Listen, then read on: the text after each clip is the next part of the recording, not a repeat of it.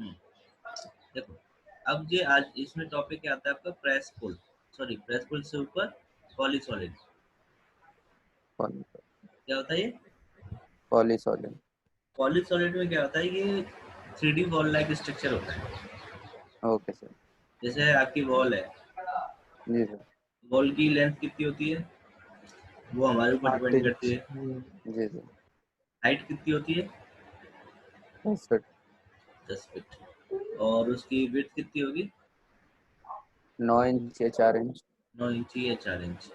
तो हम इसमें क्या करेंगे, पहले से ही इसकी हाइट और विड्थ फिक्स कर देते हैं। ओके। तो यहाँ से पॉलीसॉलिड ले लो। पॉलीसॉलिड एक्टिवेट होते ही आप क्या करोगे, सबसे पहले इसमें हाइट फिक्स करते हैं हम लोग। ठीक है, ओके। हाइट के लिए एच एंटर करेंगे। हाइट कितनी चाहिए, सपोज हमने 10 फीट चाहिए तो हमें 120 दे दें। जी और विड्थ के लिए डब्ल्यू एंटर करेंगे और विड्थ दे दें हमने इसमें 9। हो गया काम। फिर जी आप इसको यहाँ से ड्रॉ करना स्टार्ट करो ऐसे, ऑर्थो ऑन कर लो जिससे कि परफेक्शन आए। तो ये कितना डिस्टेंस चाहिए, लेंथ चाहिए आपको, तो लेंथ तो आप अपने अकॉर्डिंग डिसाइड कर सकते हो। जी सर। इस तरह से कोई भी ड्रॉ कर सकते हो, इस तरह से। ठीक है, ठीक। या फिर इसको ऐसे नहीं तो जैसे जो आपने 2D में प्लान बनाया है, हम्म। तो 2D में जितनी आपने वॉल की थिकनेस रखी है और जितनी हाइट रखनी है हम्म। उतनी फिक्स करके आप उस प्लान के ऊपर क्या कर सकते हो, बना सकते। ड्रैग कर सकते हो या उसको क्या हो तो स्केच कर सकते हो। समझ आ रही है बात? जी सर। तो ये पॉलीसॉलिड उसी के लायक होती है। अब मान लो कि अगर आपके पास सर्कल है हम्म। या आर्क है, हम्म। तो उस केस में कैसे ये पॉलीसॉलिड काम करेगा? आ, इसमें ऑब्जेक्ट का एक ऑप्शन होता है, ऑब्जेक्ट लेकर के ऑब्जेक्ट को सेट कर लो, वो ऑटोमेटिकली उनकी उतनी हाइट का और उसका आपका बन के आ जाएगा। Arc, okay. आर्क इसमें तो सर ये जो सिंगल लाइन हमने ड्रॉ की थी ये सेंटर लेगा कि आउटर रेडियस लेगा? इस केस में तो ऑब्जेक्ट है तो आपका सेंटर ही लेगा। उसमें ओके। ये उसमें एक जस्टिफिकेशन होता है, ये जस्टिफिकेशन में टॉप बॉटम और सेंटर होता है। हम्म। अगर लेफ्ट से लोगे तो लेफ्ट साइड को वो मानेगा, राइट से लोगे तो राइट साइड को मानेगा। अभी हमने सेंटर चूज किया तो सेंटर से ही। Okay sir. ठीक है, तो ये आपका होता है क्या, पॉलीसॉलिड। अब आता है ये स्मूथ मतलब मैश ऑब्जेक्ट। जी सर। आप इसमें जब भी पढ़ोगे तो 3 चीजें पढ़ते हो, सॉलिड, सरफेस और मैश। ओके। अभी हमारा ये होम चल रहा है तो इसमें थोड़ी थोड़ी सबकी चीजें डाली हुई, जैसे कि मैश की चीजें हैं। हम्म। मेनली तो इसमें सारी सॉलिड की हैं। हम्म। ठीक है, तो लेकिन मैश की भी है इसमें कुछ ये कमांड। ओके। तो मैश होता क्या है पहले तो ये बताओ। मैच सर कोई भी ऑब्जेक्ट छोटे छोटे पार्ट्स में डिवाइड हो जाएगा। Very good. तो एक बॉक्स बनाता हूँ, ठीक है, ये आपका एक बॉक्स है। इसके कितने फेसेस हैं, कल हमने बात भी की थी परसों। अच्छा। 6, 1 2 3 4 5 6, राइट। 6। अगर मैं इसको यहाँ से करता हूँ क्या, और आपका ये ऑब्जेक्ट किस में है, 3D सॉलिड में जी सर। लिखा हुआ आ रहा है साफ साफ। जी सर। और इसको स्मूथ ऑब्जेक्ट कर दिया मैंने और एंटर मार दिया, तो क्या हुआ, इसकी एजेस रिमूव हो गए, चैम्फर हो गया। जी सर। और एक चीज हाँ और, चैम्फर आने और देखो इसमें क्या लिखा हुआ है। Layers smoothness number of faces सबसे पहले तो लिखा रहा है मैश 1। 54। ये पहले 3D सॉलिड आ रहा था वहां पे लिखा हुआ अब क्या आ रहा है? मैच। मैश। अच्छा, लेयर तो हमारी 0 बनी हुई है। स्मूथनेस लेवल हमारी कितनी हो गई इस पे? 1 54 और नंबर ऑफ हाँ फेसेस कितने हो गए? 54 तो इसका मतलब क्या हुआ कि इसमें एक फेस को कितने में डिवाइड कर दिया है? 9। 9। 9 इंटू 6 54। जी सर। तो इसमें ये जो आपके ब्लॉक्स होंगे कितने होंगे? 9 9 9 18 9 27 27 इसमें ब्लॉक्स बना करके ये बना होगा। जी सर। तो ये इस वजह से मैश ऑब्जेक्ट बन गया आपका, राइट। अब इसमें ये है स्मूथ मूव। इससे क्या कर सकते हो, इसको और स्मूथनेस लेवल क्रिएट कर सकते हो। ये देखो, अब इसमें स्मूथनेस लेवल कितनी आ गई? 2। 2। ये स्मूथ को हम मोर करते जा रहे हैं without changing it's faces. Okay. अब कितनी आ गई इसमें स्मूथनेस लेवल? 3। 3। जी तो ये एक सर्टेन लेवल तक जाती है स्मूथनेस लेवल, कहाँ तक जा सकते हैं इसे? लेवल 4 तक। बस लेवल 4 आ गई। अब इसके आगे आप इसे नहीं कर सकते। बोल दे आ गया मैसेज। और वापस वापस बैक में जाना हो तो उसी के नीचे है स्मूथलेस। तो बैक करते जाओ। तो 4 से अभी कितने आ गए? 3। ठीक है। अब मान लो अब 2 आ गए। अब मान लो इसको फर्दर और आपको स्मूथ करना है नंबर ऑफ फेसेस बढ़ा करके। जैसे कि नंबर लेवल 4 पे क्या हो रहा था, वो बंद हो गया था स्मूथ होना। जी। अगर उसको आप रिफाइन कर दोगे, अभी इसकी लेवल कितनी है? 2। इसको रिफाइन करो, सिलेक्ट कर दो और एंटर कर दो। तो इसके नंबर ऑफ फेसेस कितने बढ़ गए देखो। 864। और स्मूथनेस लेवल क्या होगी इसकी? None none. तो जितनी बार उसको रिफाइन कर दोगे, तो जितनी भी स्मूथनेस लेवल उस पर लगी होंगी वो नन हो जाएंगी। फिर उस पे आप फिर से स्मूथनेस लेवल बढ़ा सकते हो 4 लेवल तक। आगे देखो लेवल 1। आगे बस समझ में तीनों चारों ऑब्जेक्ट समझ में आएंगे क्या है?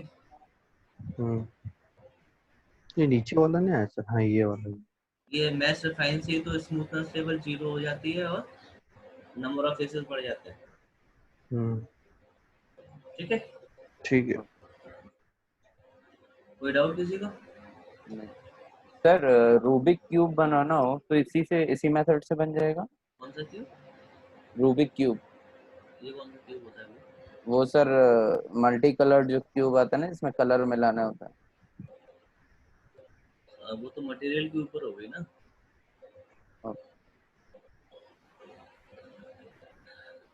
मल्टी फेस, हाँ कलर तो क्या चेंज कर ही सकते हो, उसको हो जाएगा। अब देखो, जो आप कह रहे थे कि भाई ये आपका एक बॉक्स है, ठीक है, और आपने एक सिलेंडर बना दिया, भले ही इसके फेस पे बनाया है या इसको ऐसे मर्ज करके बनाया है, ठीक है। तो आप क्या करोगे, इसको यूनियन, ये दोनों ऑब्जेक्ट क्या होंगे, मर्ज हो जाएंगे। अभी आप देख रहे हो यहाँ पे कोई एज नहीं है, ये वाली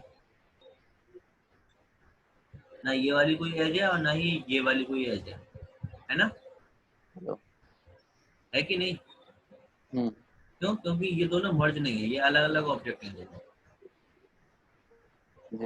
अब इसको यहाँ से ले लो, क्या यूनियन का मतलब होता है मर्ज करना। दोनों सेट करो और एंटर मार दो। अब ये मर्ज हो गए और देखो यहाँ पे एजेस बन गई है आपकी। यूनियन का मतलब क्या होता है पता है? दो अलग अलग ऑब्जेक्ट्स को एक करना। आदर्श क्या होता है? क्या सर? दो यूनियन को मर्ज करना। तो यूनियन को मर्ज करना, हम्म, तो यूनियन को मर्ज मतलब करना। दो ऑब्जेक्ट है ना, जैसे सर्कल और क्या अपने रेक्टेंगल और ये बनाया सिलेंडर, इसको मर्ज हो जाए उसको यूनियन बोलते हैं। मैथमेटिक्स पढ़ी है तुम लोगों ने? क्या? मैथमेटिक्स, मैथ पढ़ी है ये पूछ रहा हूँ 12th में। हाँ पढ़ी ना। तो 11th में एक चैप्टर होता है सेट थ्योरी। Set theory. हाँ हाँ सर। सीबीएसई से पढ़े हो ना? कौन मैं? हाँ, नहीं एमपी बोर्ड। MP board. और तुम आकाश? CBSE board sir. हाँ, तो सीबीएसई में आता है सेट थ्योरी 11th में कि नहीं आता? हाँ सर, उसमें यूनियन आता है ना। क्या होता है फिर? दो सर्कल्स का जो कॉमन पोर्शन होता है उसे यूनियन कहते हैं। मतलब जो दो कैटेगरीज का जो कॉमन पोर्शन होता है। उसे इंटरसेक्शन कहते हैं। सर कोई भी ऑब्जेक्ट जैसे मतलब एग्जांपल अगर देके बताऊं कि एक इंग्लिश का टीचर है और एक इंग्लिश का साइंटिस्ट है, तो उसमें जो एक कॉमन चीज होगी वो होगी इंग्लिश। ऐसे नहीं समझ में आएगा। हाँ एक कोई ग्रुप है हमारे पास जिसमें 1 से लेकर 10 तक के नंबर है, और कोई दूसरा ग्रुप है जिसमें 5 से लेकर के 15 तक के नंबर है। अब इनको यूनियन करके बताओ और मुझे बताओ कि उसमें ऑब्जेक्ट कौन से हैं। उसमें सर 5 से 10 तक के आएंगे यूनियन। 1 से 5 क्यों नहीं आएंगे? नहीं, क्योंकि सर 1 से 5 तक के जो ऑब्जेक्ट हैं उनकी अलग फैमिली है, नहीं और भाई, जो 5 से 15 के हैं जो तू बता रहा है वो इंटरसेक्शन हुआ। इंटरसेक्शन है। इंटरसेक्शन में क्या होते हैं? सिर्फ कॉमन चीजों को ही हम लेते हैं। और यूनियन में क्या होता है कि हम ए के भी ऑब्जेक्ट सारे आ जाएंगे और बी के भी ऑब्जेक्ट सारे आ जाएंगे, और जो कॉमन होते हैं उनको एक बार लिखते हैं बस। ठीक है? ओके।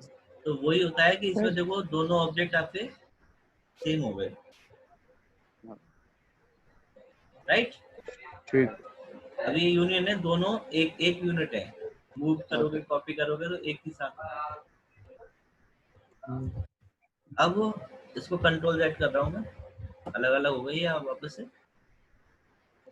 अब दूसरा आता है आपका सब्ट्रैक्ट। अब उसमें से a माइनस बी करोगे तो क्या आंसर वो आएगा भाई? तो सर ये मर्ज तो होगा ना ये? नहीं, मैंने अलग अलग कर दिया ना उसको कंट्रोल जेड करके।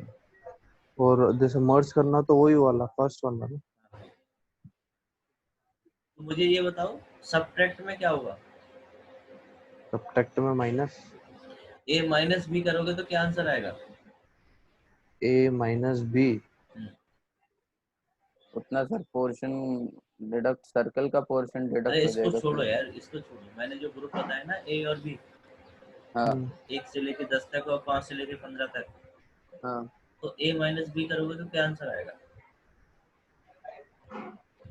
इसमें सर a माइनस बी करेंगे तो सर 1 2 3 4 में बचेगा, और इसमें बचेगा 11 to 15। a माइनस बी में कॉमन पोर्शन 0 हो जाएंगे सर। a माइनस बी में क्या होता है कि जो a है वो b को अलग कर रहा है। तो b अपने, चलो कॉमन चीजें हैं वो तो अपना लेके जाएगा ही जाएगा, जो उसकी खुद की चीजें उनको क्यों छोड़ के जाएगा वहां पे भाई? उनको भी तो साथ लेके जाएगा कि नहीं? जी सर। तो यहाँ पे सिर्फ 1 से लेके 5 तक ही बचेगा। जी सर। और अगर b माइनस ए करोगे तो a के साथ वही कंडीशन आएगी।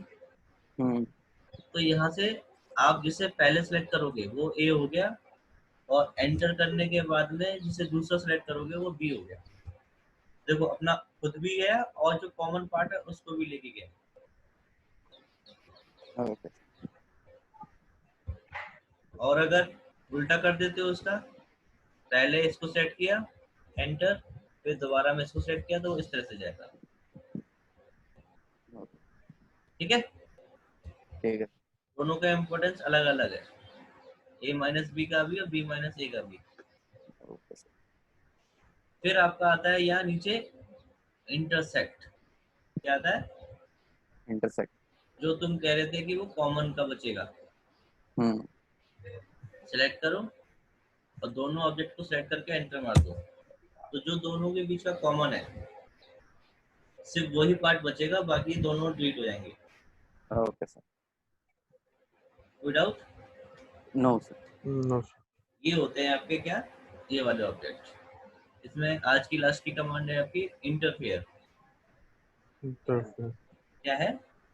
इंटरफेयर इंटरफेयर में आपको ये दिखा रहा है कि एक ऑब्जेक्ट दूसरे ऑब्जेक्ट में कितना मर्ज हो रहा है।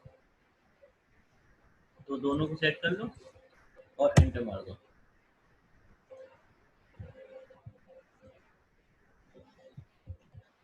इंटरफेयर लो, एक को सिलेक्ट करो, एंटर मारो, फिर दूसरे को सिलेक्ट करो और एंटर मारो। तो देख रहे हो आप,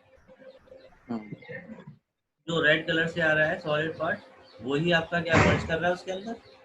जी और एक विंडो खुल के आई है इंटरफेरेंस चेकिंग की। जैसे ही आप इसको क्लोज कर दोगे तो ये नॉर्मल हो जाएगा। तो ये सिर्फ चेक करने के लिए काम आती है। सर वो इंटरफेयर की जो विंडो ओपन आई थी उससे हम क्या क्या चेंज कर सकते हैं? अगर मान लो इसमें मल्टीपर्पज ऑब्जेक्ट है आपके, ये मतलब मल्टीपर्पज से मेरा मतलब है और भी इसमें इस तरह से क्या है, मर्ज कर रहा है हाँ दो दो जगह। हाँ ठीक है, तो इंटरफेरेंस लो, सेलेक्ट करो, एंटर करो। एक साथ कितने सिलेक्ट कर सकते हैं सर? कितने भी कर लो।